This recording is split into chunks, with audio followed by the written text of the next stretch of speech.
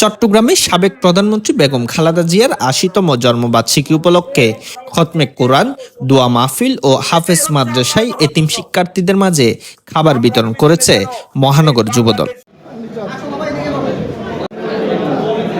শুক্রবার দিনব্যাপী খতমে কোরআন, দোয়া মাহফিল শেষে বাদে জুমা ফয়েজলেক নুরিয়া মাদ্রাসার এতিম শিক্ষার্থী ও দুস্থদের মাঝে তবারক বিতরণ করেন চট্টগ্রাম মহানগর যুবদলের সাবেক সভাপতি মুশারফ হোসেন দীপ্তি।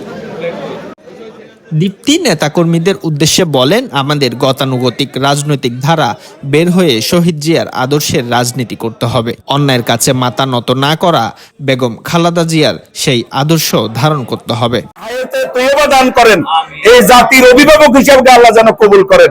তার নেতৃত্বে আরো দীর্ঘ সময় যেন বাংলাদেশ এমন একটা জায়গায় পৌঁছে সারা পৃথিবীর কাছে আমরা যেন গর্বিত জাতি হিসাবে প্রতিষ্ঠিত হতে পারি। সেই জন্য আমরা সবকিছুর মূলে আল্লাহ রাব্বুল ইজ্জাতের সাহায্য কামনা করেছি।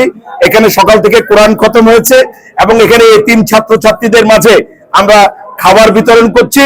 সকলে মিলে আমরা দোয়া করেছি আল্লাহ বাংলাদেশের জন্য যেন সকল ষড়যন্ত্র থেকে বাংলাদেশকে আল্লাহ হেফাজত করেন।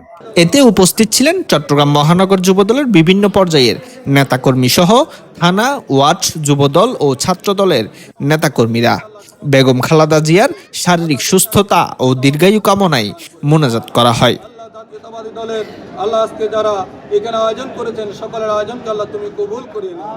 নিউজ ডেস্ক, দৈনিক আজাদী।